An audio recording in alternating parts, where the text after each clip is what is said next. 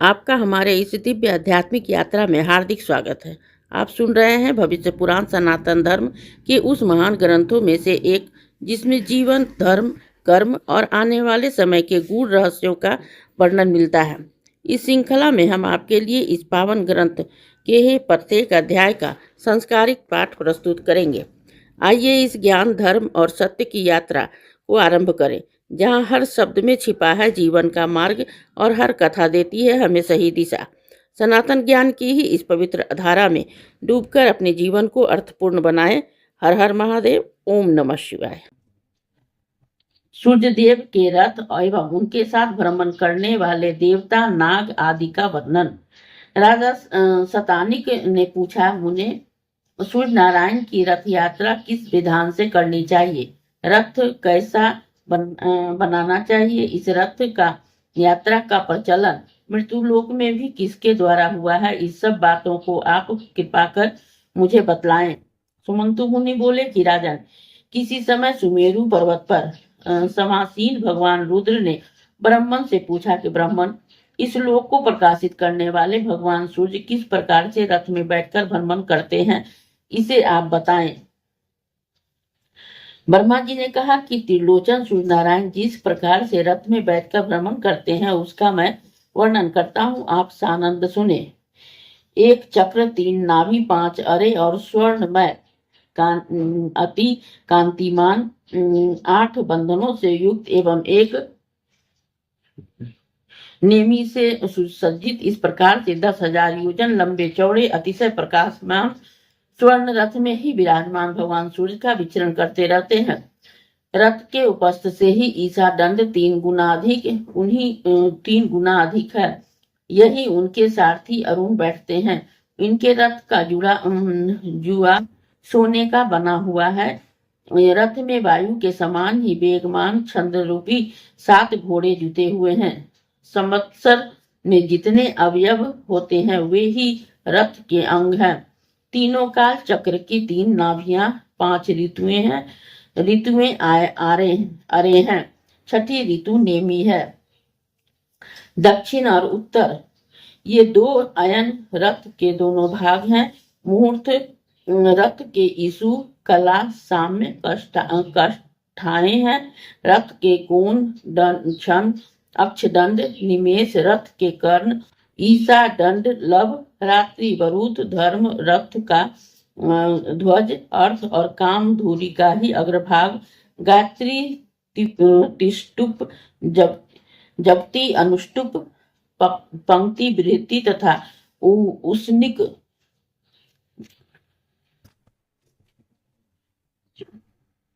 ये 7 छंद 7 अश्व हैं। धूरी पर चक्र घूमता है। इस प्रकार के रथ में ही बैठकर भगवान सूर्य निरंतर आकाश में भ्रमण करते रहते हैं। देव ऋषि, गंधर्व, अप्सरा, नाग, ग्रामनी और राक्षस सूर्य के रथ के साथ ही घूमते रहते हैं और दो मासों के बाद इनमें परिवर्तन हो जाता है।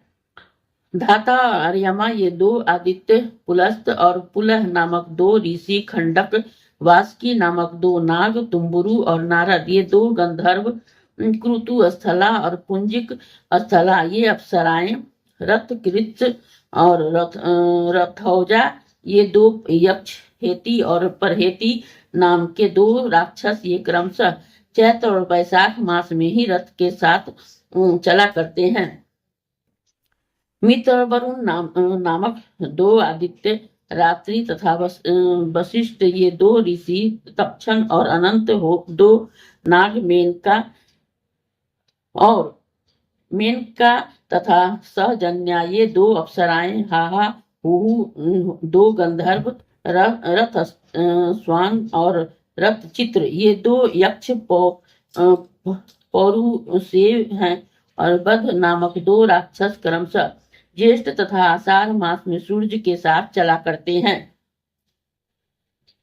सावन तथा भाद्रपद में इंद्र तथा विश्वान नामक 2 आदित्य, अंगिरा तथा बिरगु नामक 2 ऋषि, एलापर्ण तथा शंखपाल ये 2 नाग, परमलोचा और दुदुम्बिका नामक 2 अप्सराएं, भानु और दुर्धर नामक गंधर्व सर्प और ब्रह्मा नामक 2 राक्षस, स्रोत और आपूरन नामक 2 यक्ष सूर्य रथ के साथ चलते रहते हैं। आसीन तथा कार्तिक मास में पर्जन्य और पूषा नामक 2 आदित्य, भरद्वाज और गौतम नामक 2 ऋषि, चित्रसेन तथा वसुरुचि नामक 2 गंधर्व, विश्वची तथा घृतासी नामक 2 अप्सराएं, ऐरावत तथा धनंजय नामक 2 नाग एवं सेनजीत तथा सुसेन नामक 2 यक्ष, आप एवं बात नामक 2 राक्षस सूर्य रथ के साथ चला करते हैं। मार्गशीर्ष तथा पौष मास में अंशु तथा भग नामक 2 आदित्य, कश्यप और क्रोतु नामक 2 ऋषि, महापद और करकोट नामक 2 नाग, चित्रंगद और आरनायु नामक 2 गंधर्व, महासहा तथा सहस्या नामक 2 अप्सराएं, तक्षर्य तथा अरिष्ट नेमी नामक यक्ष, आप और तथा बात नामक 2 राक्षस सूर्य रथ के साथ चला करते हैं।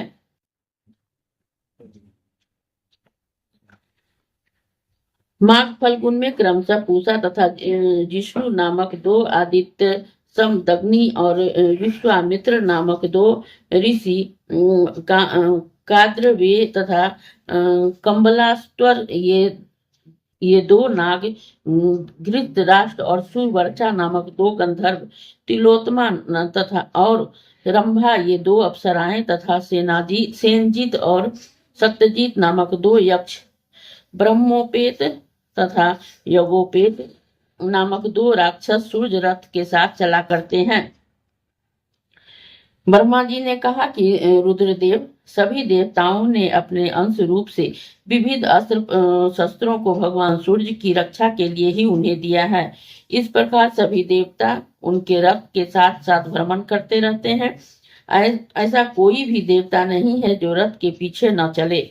इस सर्वदेव मैं ही सूर्य नारायण के मंडल को ब्रह्म देवता ब्रह्म स्वरूप, यज्ञिक यज्ञ स्वरूप, भगवत्ता विष्णु स्वरूप और शैव शिव स्वरूप मानते हैं। ये स्थानाभिमानी देवगण अपने तेज से भगवान सूर्य को अप्यायित करते रहते हैं। देवता और ऋषि निरंतर भगवान सूर्य की स्तुति करते रहते हैं। गंधर्व गण गान करते रहते हैं एवं अप्सराएं रथ के आगे नृत्य करते हुई चलती रहती है। राक्षस रथ के पीछे पीछे चलते हैं।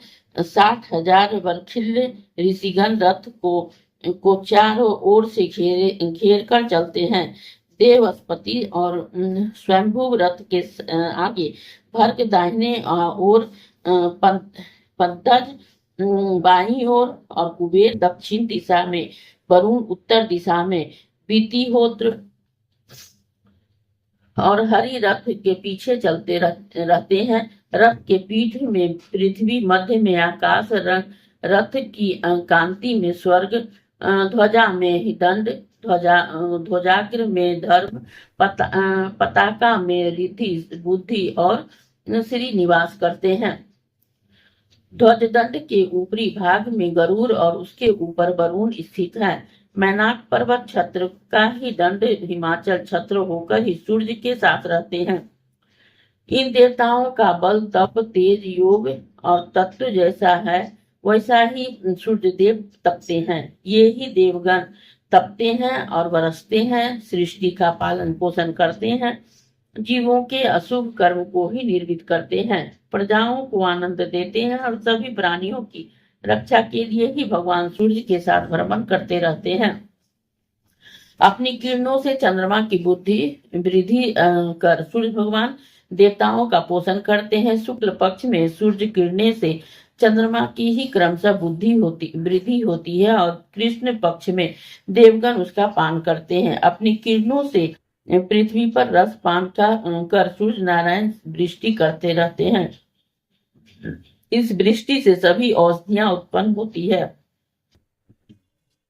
तथा अनेक प्रकार के अन्न भी उत्पन्न होते हैं, जिससे पितरों का और मनुष्यों की तृप्ति होती है। एक चक्र वाले रथ में भगवान सूर्य नारायण बैठकर ही एक अहोरात्र में 7 द्वीप और समुद्र से युक्त पृथ्वी के चारों ओर भ्रमण करते हैं। एक वर्ष में 360 बार भ्रमण करते हैं। इंद्र की पूरी अमरावती में जब मध्याह होता है तो उस समय यम की संयमी पुरी में सूर्योदय, वरुण के सुखा नाम की नगरी में अर्धरात्रि और सोम की विभा नाम की नगरी में सूर्यास्त होता है। संयमी में भी जब मध्याह होता है तब सुखा में उदय और अमरावती में अर्धरात्रि और विभा में सूर्यास्त होता है। सुखा में जब मध्याह होता है उस समय विभा में उदय, अमरावती में आधी रात और संयमी में सूर्यास्त होता है। विभा नगरी में जब मध्याह होता है तब अमरावती में सूर्योदय, संयमी में आधी रात और सुखा नाम की वरुण की नगरी में ही सूर्यास्त होता है। इस प्रकार मेरु पर्वत पर प्रदक्षिणा करते हुए भगवान सूर्य का उदय और अस्त होता है। प्रभात इनके मध्याह तक ही सूर्य किरणों की वृद्धि और मध्याह में अस्त तक ह्रास होता है। जहाँ सूर्योदय होता है वह पूर्व दिशा और जहाँ अस्त होता है वह पश्चिम दिशा है। यह मुहूर्त में भूमि का 30वां भाग सूर्य लांग जाते हैं। सूर्य भगवान के उदय होते ही प्रतिदिन इंद्र पूजा करते हैं। मध्याह में यमराज, अस्त के समय ही वरुण और अर्धरात्रि में सोम पूजन करते हैं। विष्णु, शिव, रुद्र, ब्रह्मा, अग्नि, वायु, निर्यति, ईशान आदि सभी देवगण रात्रि की समाप्ति पर ही ब्रह्म बेला में ही कल्याण के लिए ही सदा भगवान सूर्य की आराधना करते रहते हैं। इस अध्याय के श्रवण हेतु आपका हृदय से धन्यवाद। हम आशा करते हैं कि भविष्य पुराण की यह दिव्य कथा आपको आध्यात्मिक शांति, सही मार्गदर्शन और जीवन के गहन सत्य प्रदान कर रही होगी। कृपया अगले अध्याय के लिए ही हमारे साथ जुड़े रहें और अपने विचार एवं भावनाएं कमेंट के माध्यम से अवश्य साझा करें। धर्म, कर्म और ज्ञान की इस पावन यात्रा में आपका साथ हमारे लिए अत्यंत अनमोल है। हर हर महादेव। ओम नमः शिवाय। यदि यह प्रस्तुति आपको पसंद आई हो, लाइक करें, कमेंट करें, सब्सक्राइब जरूर करें, बेल आइकॉन दबाना ना भूलें ताकि अगला अध्याय आपसे छूटे नहीं। और इस पावन ज्ञान को ही शेयर करें अपने परिवार और मित्रों तक।